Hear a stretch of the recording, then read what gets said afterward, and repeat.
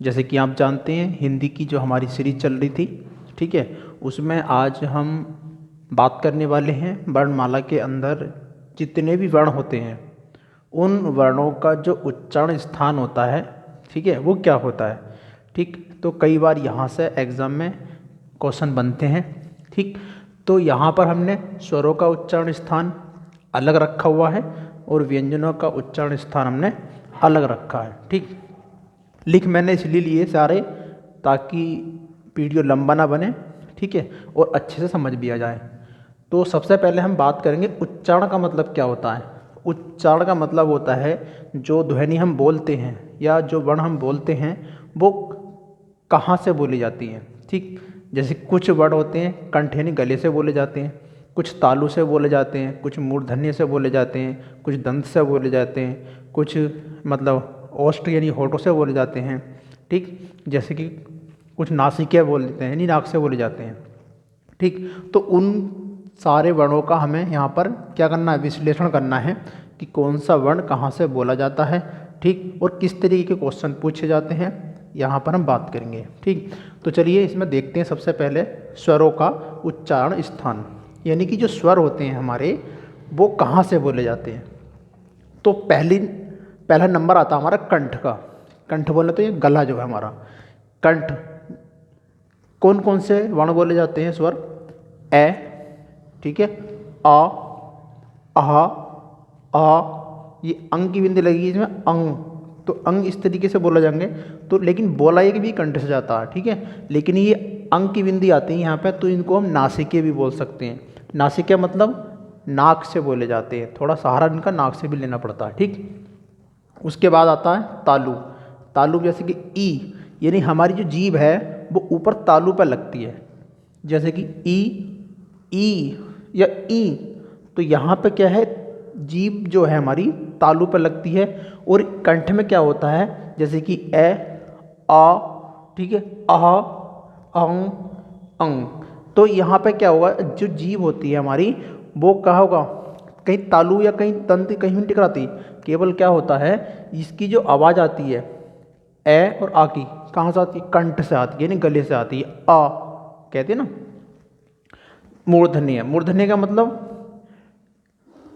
तालु से थोड़ा आगे और दंत से थोड़ा पीछे जो जीभ होती है हमारी, ठीक है, वो री कहते हैं ना, री जो जीभ होती है ना हमारी वहाँ कांपती है, तालु से आगे और दांतों से पीछे जीभ हमारी कांपती है। जैसे बोल के देखेंगे री, री है ना, तो री रेशे रेशे नहीं बोलेंगे, तो री बोलेंगे, तो आगे का जो हिस्सा होता है जीभ का हमारा वो कांपता है। ठीक, आगे देख, उसके बाद देखेंगे कंठ तालु।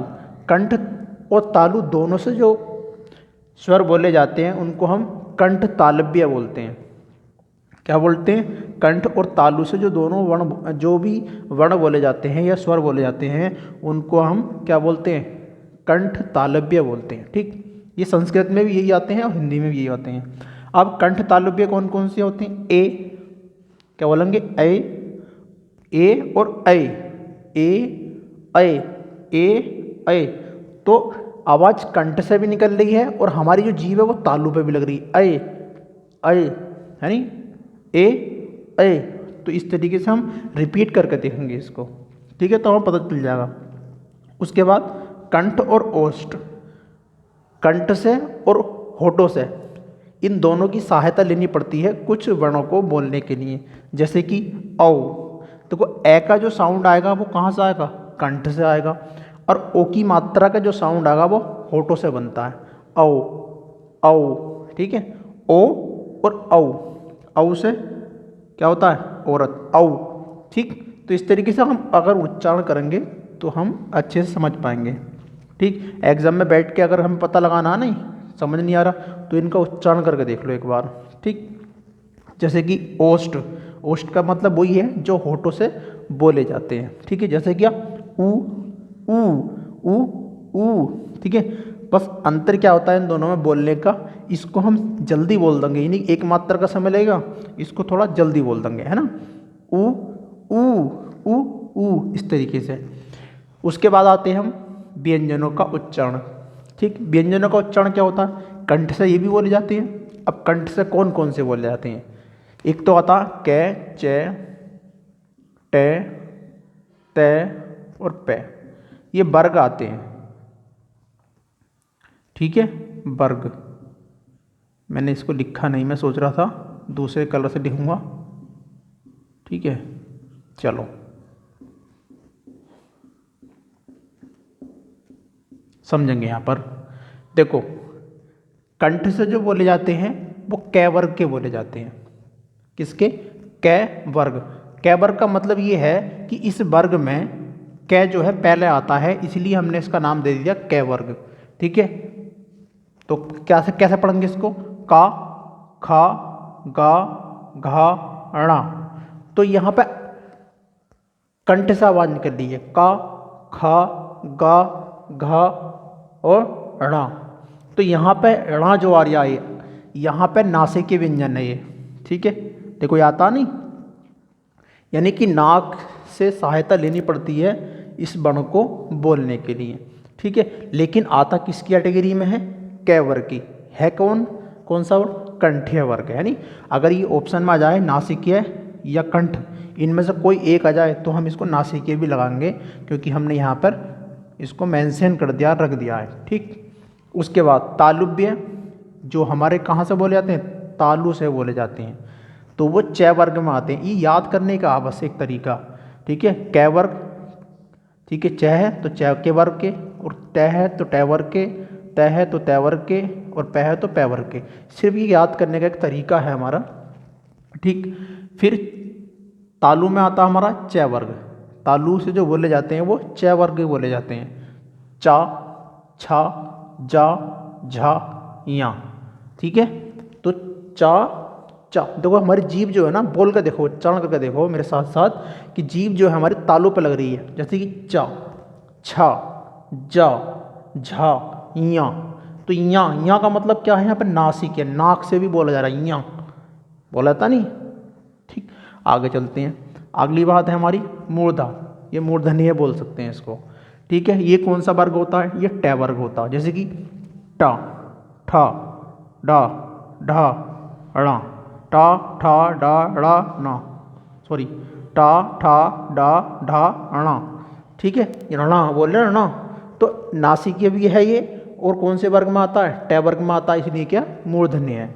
यानी कि जीव तालु से पहले और दंत से बाद में, यानी बीच में रहती है, तो उसको हम बोलते हैं मूर्धन्य है। और जीव यहाँ पर कांपती है थोड़ा सा। उसके बाद आता है हमारा दंत। दंत कौन से वर्ग के बोले जाते हैं? दंत से त वर्ग के। ठीक है, जैसे कि ता, जीभ दांतों से आगे लगेगी। ता, था, दा, धा, ना। ठीक, ये चीज़ मैं अभी छोड़ लिया हूँ, ये वाली मैं अभी बात को समझाऊंगा इसको। ठीक, फिलहाल में ये इस वाले वर्ग तक हम बात कर रहे हैं। तो ता, था, दा, धा, ना। तो ये पता चल गया हमारी जीभ ऊपर वाले दांतों से लगती है। बोल के देखेंगे चाहे, ता, था, दा, धा, ना। तो ये जीभ अगले वाले दांतों से हमारी लगती है, इसीलिए इनको हम बोलते हैं दंतीय व्यंजन। ठीक है, उसके बाद आता ओष्ठ्य। ओष्ठ्य का मतलब हम समझते हैं अच्छी तरीके से, जो होठों से बोले जाते हैं। जैसे कि पा, होठ पकड़ कर बोल कर देखो, पा बोल दोगे क्या? नहीं बोल पाओगे ना। तो पा, फा, बा, भा और माँ।